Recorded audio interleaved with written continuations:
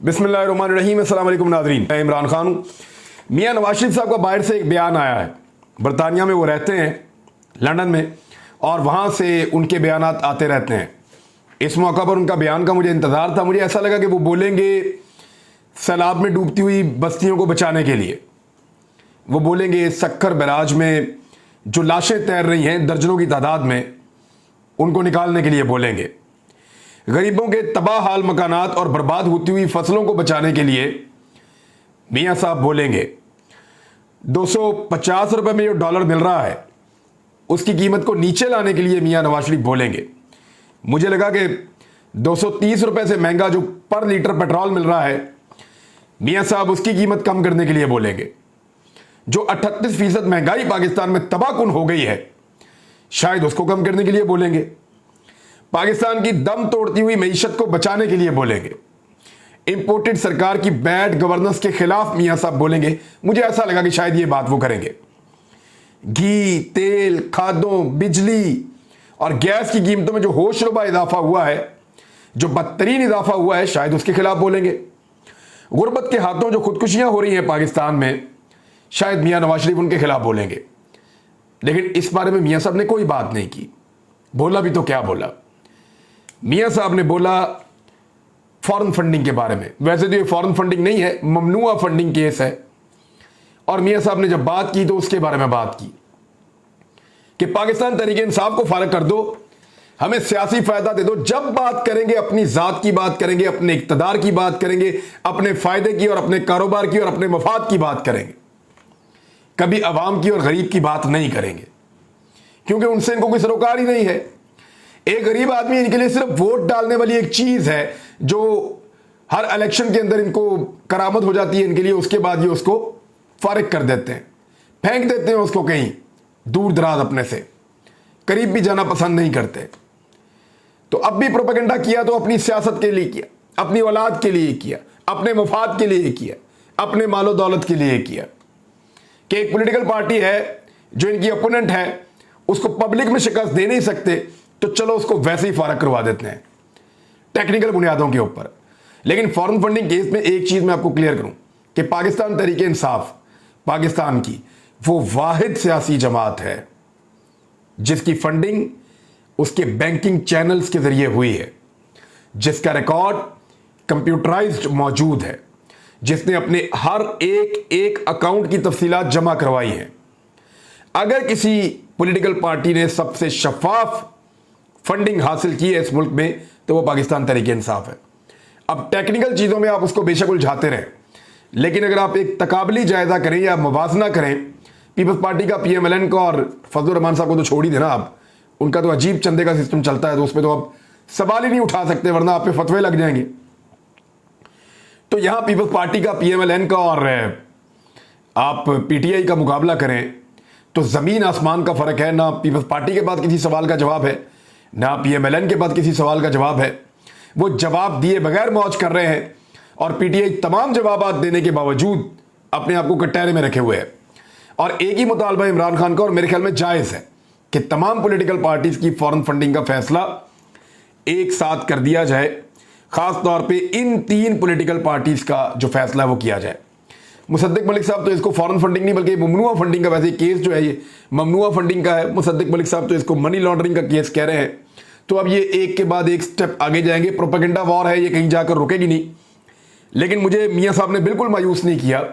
मियाँ साहब जब एक मरतबा फिर बोले पाकिस्तान में सैलाब है, गुर्बत है, खुदकुशियाँ हैं, तारीख की बदतरीन महंगाई है, डूबती हुई मईशत है और पाकिस्तान में बेशुमार मसाइल हैं, लेकिन मियाँ साहब ने बिल्कुल मायूस नहीं किया। वो दोबारा जब बोले हैं तो अपनी सियासत, अपने ख़ानदान, अपने मफाद और अपनी ज़ाती चीज़ों के बारे में बोले हैं। कभी वो पब्लिक के बारे में बात नहीं करेंगे, उनका रिकॉर्ड टूट जाएगा वरना। एक तो जनाब ये खबर है।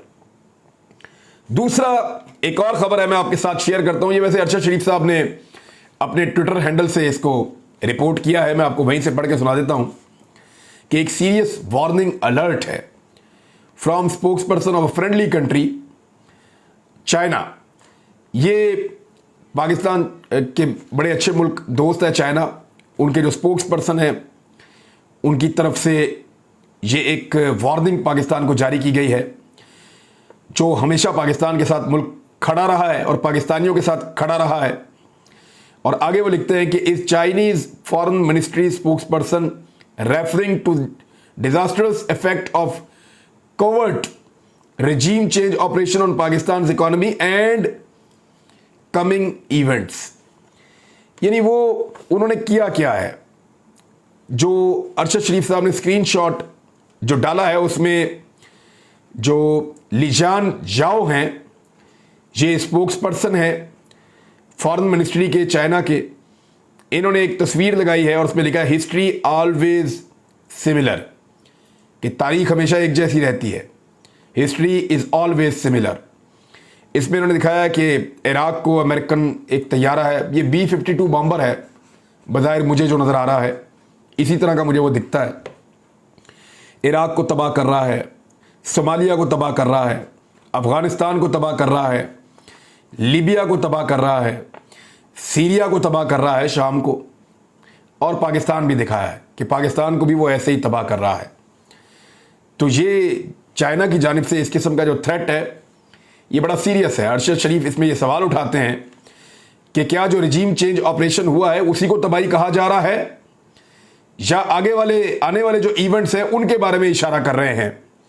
चाइना के वजारत खारजा की जो स्पोक्स पर्सन है वो क्या कहना चाह रहे हैं, ये अरशद शरीफ साहब ने सवाल छोड़ा है। मैं भी इसको सवाल की सूरत में छोड़कर आगे बढ़ जाता हूं, लेकिन ये बड़ा अनफॉर्चुनेट है। उधर शाहिद खाकान अब्बासी साहब ने एक बड़ा अजीबोगरीब स्टेटमेंट दे दिया है। उन्होंने कहा कि अगर हम इक़्तिदार में ना आते तो डॉलर आज 400 रुपए तक पहुंच चुका होता। यानी आप लोगों को बेवकूफ समझते हैं? ऐसा कैसे हो सकता है? जब मार्केट के अंदर एक अदम एतमाद और बेचैनी पैदा हुई तभी लोगों ने काम करना बंद किया, तभी लोग मार्केट से डॉलर उठा रहे थे, तभी लोग अपनी पैसे को होल्ड कर रहे थे, तभी मार्केट के अंदर पैसे का सर्कुलेशन बंद हो गया। और उसी की वजह से पाकिस्तान को बहुत नुकसान हुआ कि क्योंकि यहां पे एक इंपोर्टेड सरकार बनी जिसको लोग तस्लीम नहीं करते, लिहाजा लोगों ने जो माशी एक्टिविटीज़ हैं उनको रोक दिया, और उसी का इंपैक्ट है जो हर जगह पे आ रहा है। और ख़ुद आप लोगों ने तस्लीम किया है, एक दिन पहले एहसन इकबाल ने तस्लीम किया है कि जो मुल्क की इस वक्त सियासी सूरत हाल है, जो अदम एतमाद और बेचैनी है, उसके असरात पाकिस्तान की मईशत पर पड़ रहे हैं। स्टेट बैंक ने यह कहा है कि जो डॉलर की बढ़ती हुई कीमत है ये सियासी अदम इस्तेहकाम और जो मुल्क के अंदर इस वक्त एक अदम इस्तेहकाम की सूरत हाल है वो एक बड़ा रीज़न है, सबसे बड़ा रीज़न है डॉलर की कीमत के बढ़ने का। तो इमरान खान के दौर में तो कोई इत्मीनान नहीं था, तब तो डॉलर 178 पे था जब आप तहरीक अदम एतमाद लेकर आए थे। तो 178 से 22 रुपए बढ़ के 200 रुपए हो गया, और अब 50 रुपए ऊपर देकर भी नहीं मिल रहा, 250 रुपए का भी डॉलर नहीं मिल रहा। तो आप लोगों ने डॉलर की कीमत लगभग 70 रुपए के करीब बढ़ा दी है अगर ओपन मार्केट में हम देखें तो। लेकिन अगर आप ओपन मार्केट में ना देखें तो तब भी आपने 55 से 60 रुपए डॉलर की कीमत बढ़ा दी है। तो ये पाकिस्तान का कबाड़ा आपने किया है। तो शाहिद खाकान अब्बासी अब लोगों को बेवकूफ ये कहकर बना रहे हैं कि 400 रुपए तक डॉलर पहुंच जाता। तो मैं ये सोच रहा था कि इन्होंने 400 रुपए तक डॉलर क्यों कहा है।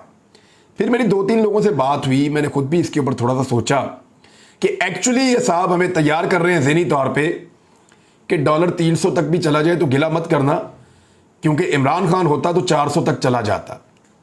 आप बात को समझ रहे हैं? ये एक्चुअली इस तरह से पाकिस्तानियों को बेवकूफ़ बनाने की कोशिश कर रहे हैं, और अब पाकिस्तानी मज़ीद बेवकूफ़ बनने के लिए तैयार नहीं हैं। हर वो हथकंडा ये अपनाते हैं जिससे पाकिस्तान मज़ीद नीचे जाता है, सिर्फ अपने इक़्तिदार को बचाने के लिए।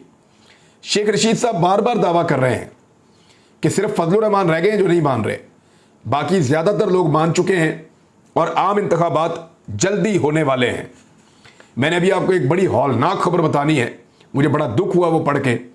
वो एक ट्वीट है, उसके अंदर से वो रिपोर्ट हुई, मैं आपको बताता हूँ। उसके अंदर उसके विजुअल भी मौजूद हैं, मैं दिखा तो नहीं आपको सकूंगा, लेकिन बड़ा अनफॉर्चुनेट है।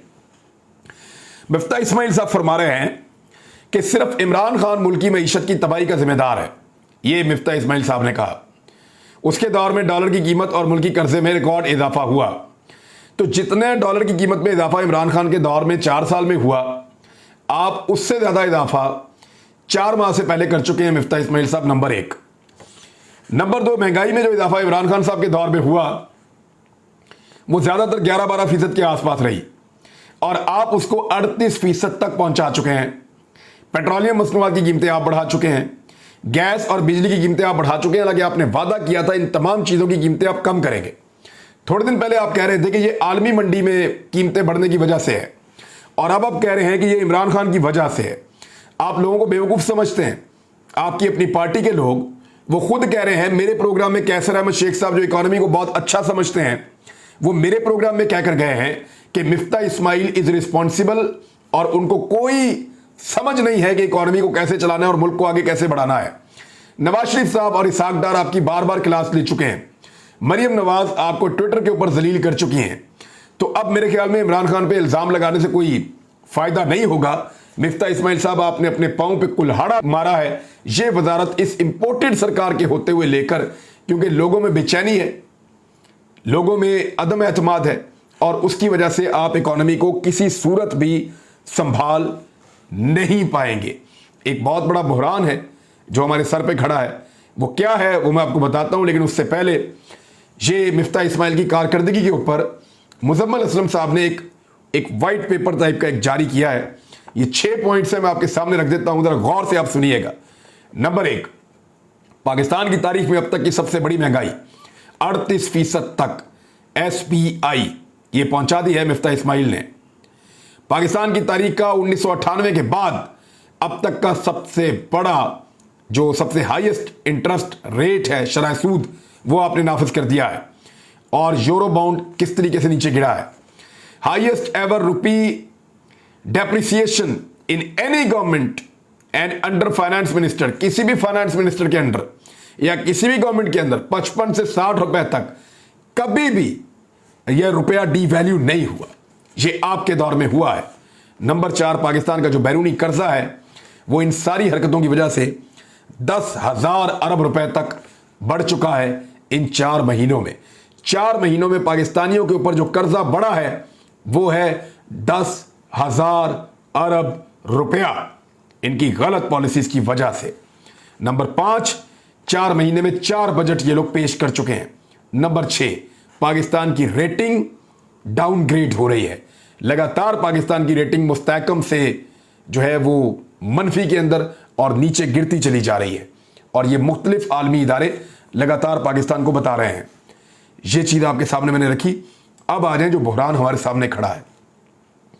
जो पाकिस्तान के बैंक्स हैं जिनके थ्रू एलसी खोली जाती है, एलसी कहते हैं ये आप एक एलसी आप खोलते हैं, बैंक के अंदर आप डॉलर जमा करवा देते हैं, क्योंकि बैंक डील करते हैं बैरून मुल्क। जब आप कुछ अदायगियां कर रहे होते हैं, कुछ सामान आप खरीद रहे होते हैं, खास तौर पे आप इंपोर्ट करते हैं रॉ मटेरियल को या पेट्रोल को या डीजल को या गंदम को, जिस चीज़ को भी आप बाहर से मंगवाते हैं, तो बैंक में आप एलसी खोलते हैं या आप पैसा जमा करवाते हैं।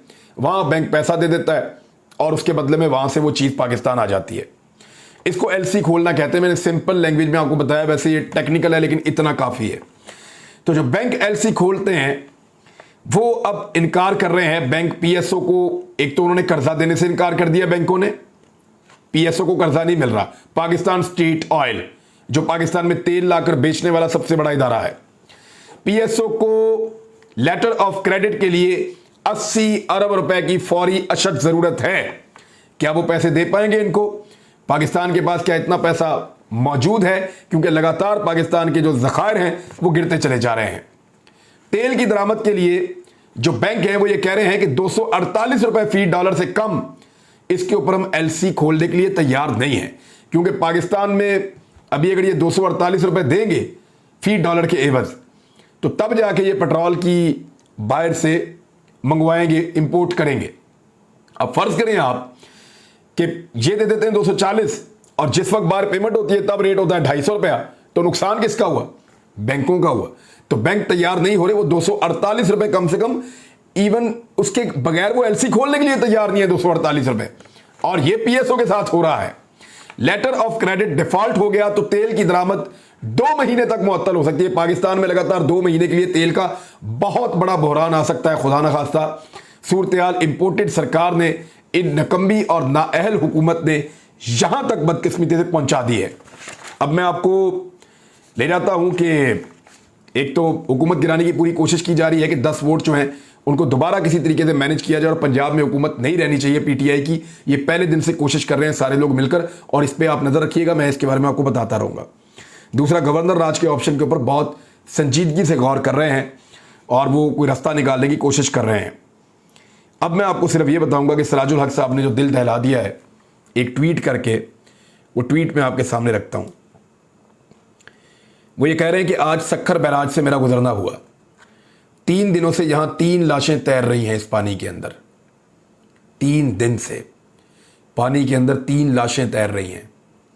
थाना रोड़ी और थाना सक्खर में हुदूद के इख्तलाफ की वजह से इन्हें नहीं निकाला जा सका। रोड़ी थाने वाले कहते हैं कि तुम्हारी हुदूद है, सक्खर थाने वाले कहते हैं कि तुम्हारी हुदूद है, और हुदूद का तयन ना होने की वजह से जो लाशें तैर रही हैं पानी के अंदर उनको नहीं निकाला जा सका। जब किसी को पकड़ना होता है ना, तो टूल प्लाजा इस्लामाबाद वाला जो है वो इस्लामाबाद में नहीं होता। जब इन्होंने मुझे गिरफ्तार करना था ना, तो तब हुदूद का मसला इन्होंने यूं हल कर दिया था और हाई कोर्ट ने भी इनकी बात मान ली थी। हुदूद का मसला ही कोई नहीं था। मैं इस्लामाबाद में था, मेरे पास बेल थी, मुझे वहां से उठाकर लेकर गए। जब किसी को पकड़ना होता है, जलील करना होता है, तो ये ऐसे भी करते हैं। हुदूद का तयन इनके लिए मसला ही कोई नहीं होता। और जब लावारिस लाशों को निकालना है गरीबों की, तो वो थाना कहता है तेरी हुदूद है और वो थाना कहता है तेरी हुदूद है। कोई इंसानियत इस मुल्क के अंदर नहीं है। आगे वो लिखते हैं कि कैसा खराब तर्ज हुक्मरानी है और संगदिली है। मकामी लोगों ने बताया है कि 23 लाशें देखी गई हैं अब तक, सिर्फ 6 को निकाला जा सका है। यह अफसोसनाक है, शर्मनाक है। ये सिराजुल हक साहब का ट्वीट है, इसको पढ़ के मुझे बहुत अफसोस हुआ, बहुत। अब तक के लिए इतना ही। अपना ख्याल रखिएगा, अपने इस चैनल का भी। अल्लाह हाफिज़।